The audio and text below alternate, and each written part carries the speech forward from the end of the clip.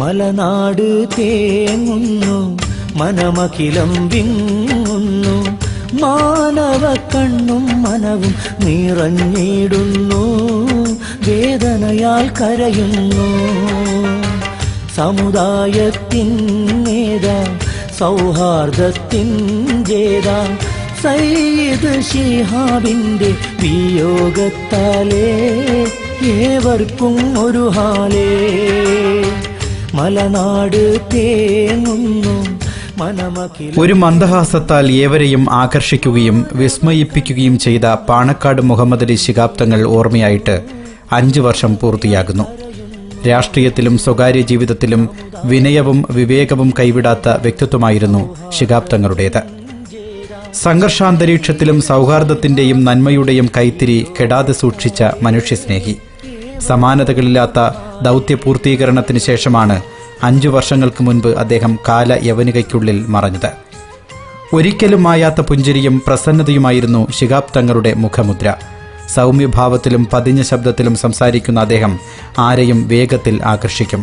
ഹ്രസ്വമായ പ്രാർത്ഥനയും പ്രസംഗവും. എല്ലാ കാലത്തും ഒരാൾ പ്രസംഗമാവില്ലോ, അങ്ങനെ പൗരോഹിത്വമൊന്നുമില്ല.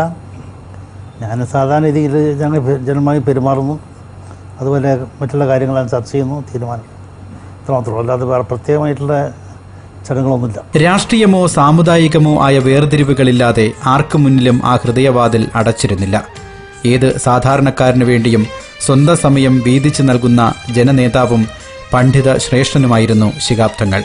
ഞാൻ രാഷ്ട്രീയത്തിൽ പ്രവർത്തിക്കുന്നുണ്ട്, അതുപോലെ മതരംഗത്ത് പ്രവർത്തിക്കുന്നുണ്ട്, അത് ഓരോ സാഹചര്യത്തിനനുസരിച്ച് പ്രവർത്തിക്കുന്നു.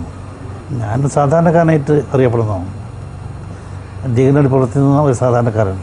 ആത്മീയ രംഗത്തും രാഷ്ട്രീയ രംഗത്തും ഒരേ സമയം നേതൃത്വം വഹിച്ച അദ്ദേഹം തന്റെ കടമകൾ നിറവേറ്റുന്നതിലും താൻ നേതൃത്വം നൽകുന്ന രാഷ്ട്രീയ പ്രസ്ഥാനത്തെ മുന്നോട്ട് നയിക്കുന്നതിലും എന്നും സൂക്ഷ്മത പുലർത്തി. 3.5 പതിറ്റാണ്ട് നീണ്ട സബരിയായിരുന്നു ആത്മീയ രാഷ്ട്രീയ നേതൃസ്ഥാനത്ത് അദ്ദേഹം നിർവഹിച്ചു പോന്നത്. ഉറവ പറ്റാത്ത സ്നേഹവും തെറ്റാത്ത നീതിശാസ്ത്രവുമാണ് ശിഹാബ് തങ്ങളെ എന്നും ശ്രദ്ധേയനാക്കിയത്. സ്വാധീനം ഞാൻ ഉണ്ടാക്കുന്നതല്ല, അത് സാഹചര്യം അനുസരിച്ച് ഉണ്ടായിത്തീർന്നതാണ്. മതമൊത്തം പ്രവർത്തിക്കുന്നുണ്ട്, അതുപോലെ രാഷ്ട്രീയം പ്രവർത്തിക്കുന്നുണ്ട്. അതും ഓരോ അവസരത്തിലും ആവശ്യമായ തീരുമാനം കൈക്കൊള്ളുന്നുണ്ട്, അത് ജനങ്ങൾ അംഗീകരിക്കുന്നുണ്ട്. മുസ്ലിം ലീഗ് സംസ്ഥാന പ്രസിഡന്റായിരുന്ന പാണക്കാട് പുതിയ മാളിയേക്കൽ സയ്യിദ് മുഹമ്മദ് കോയ തങ്ങളുടെയും ആയിഷ ബീവിയുടെയും മകനായി 1936 മെയ് 4 ശിഹാബ് തങ്ങളുടെ ജനനം. ഈജിപ്തിലെ ലോകപ്രശസ്തമായ അൽ അസ്ഗർ സർവകലാശാലയിൽ നിന്നും 1958 ഉപരിപഠനം പൂർത്തിയാക്കി. 1961 പ്രശസ്തമായ കെയ്റോ സർവകലാശാലയിൽ അറബിക് ഭാഷ പഠന വിഭാഗത്തിൽ ചേർന്നു. 5 വർഷത്തെ പഠനശേഷം ലിസാൻസ് സാഹിത്യത്തിൽ ബിരുദം നേടി. ഡോക്ടർ ഇസുദ്ദീൻ ഫരീദ്, ഷൗഖി ലൈഫ്, യൂസഫ് ഖുലൈഫ് തുടങ്ങിയവരായിരുന്നു ഉപരിപഠനകാലത്തെ പ്രധാന ഗുരുക്കന്മാർ.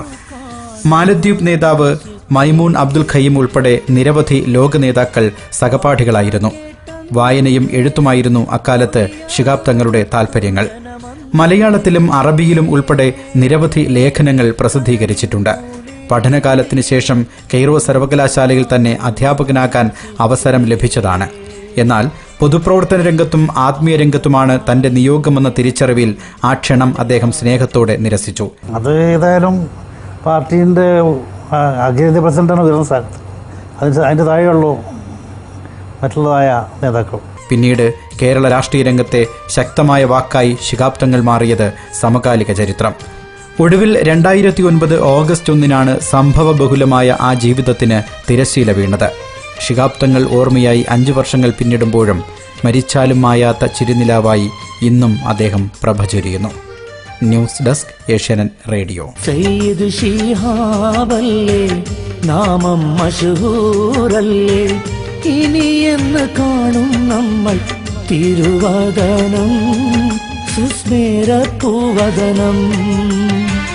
മലനാട് തേങ്ങുന്നു, മനമഖിലം വിങ്ങുന്നു, മാനവ കണ്ണും മനവും നിറഞ്ഞിടുന്നു, വേദനയാൽ കരയുന്നു.